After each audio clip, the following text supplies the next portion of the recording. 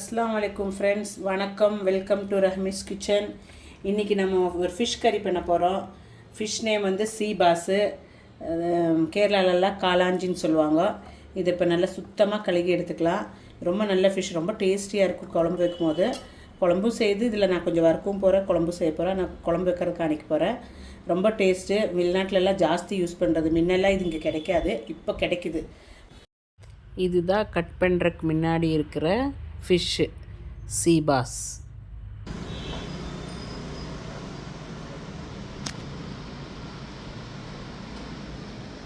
பாருங்கள் ஃப்ரெண்ட்ஸ், மீன் நல்லா கழுகி எடுத்தாச்சு.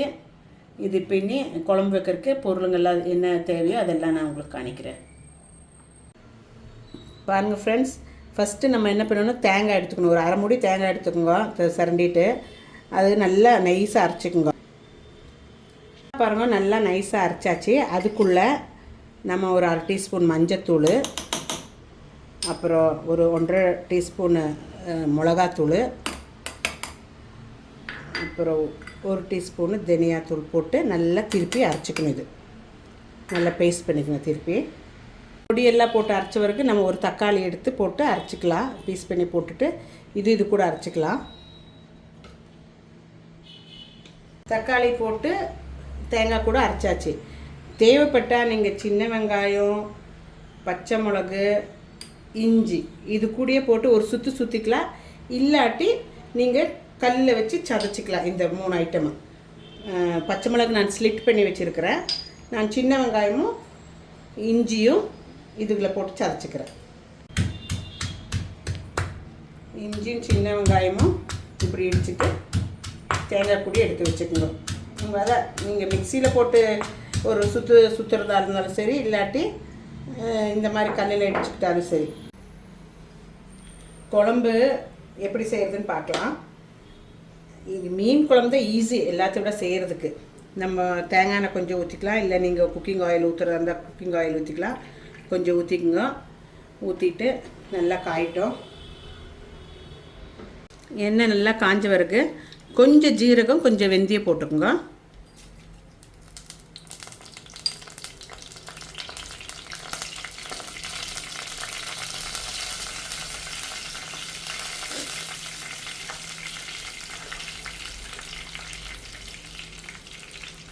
கொஞ்சம் சின்ன வெங்காயம் அறுத்து வச்சுருக்கிறேன். நான் 4-5 சின்ன வெங்காயம் அறுத்து வச்சுருக்கிறேன், அது போட்டுக்கிறேன்.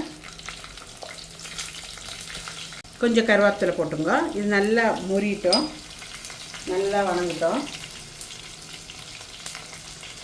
கொஞ்சம் வணங்கினோடனே பச்சை மிளகு போட்டுங்க. இந்த மாதிரி ப்ரௌன் கலர் ஆனோடனே நம்ம தேங்காய் மசாலா எல்லாம் அரைச்சி வச்சுருக்கிறோம். எல்லாம் இஞ்சி சின்ன வெங்காயம் எல்லாம் சதைச்சதெல்லாம் போட்டுக்கணும். இதில்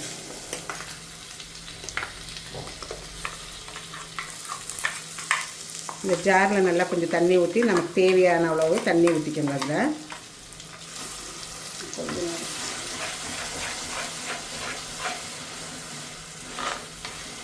நான் ஜாரில் தண்ணி எடுக்கிறேன். கழுகி வச்ச குடம்புளி, கேரளா புளி இது போட்டுக்குங்க. தேவையான புளி உங்களுக்கு தேவையானது போட்டுக்குங்க.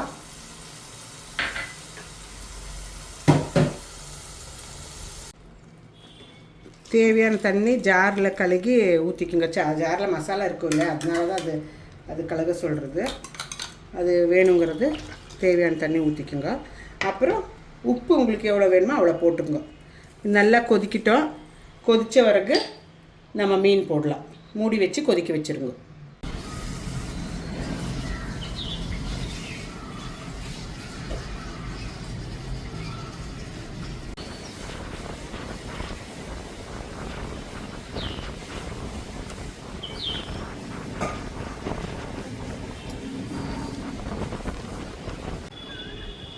பாருங்கள் ஃப்ரெண்ட்ஸ், நம்ம திறந்து பார்த்துக்கலாம். நல்லா கொதிச்சிருச்சு மீன் சாறு. இதில் உப்பு புளி எல்லாம் இருக்குதான்னு ஒன்று பார்த்துருங்க மீன் போடுறதுக்கு முன்னாடி. ஸோ நம்ம பார்த்துக்கலாம். ஃபஸ்ட்டு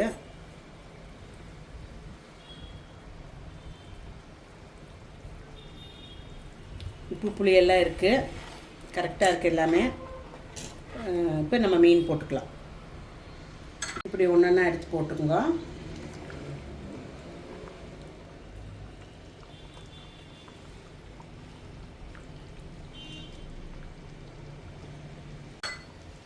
மீன் எல்லாம் போட்டாச்சு. ஒன்று மீன் மீன் முங்குற மாதிரி பண்ணிக்கோங்க. பண்ணிவிட்டு கொஞ்ச நேரம் கூட மூடி வச்சு கொதிக்க வைங்க. மீன் வேகிற மட்டும் கொதிக்க வைங்க.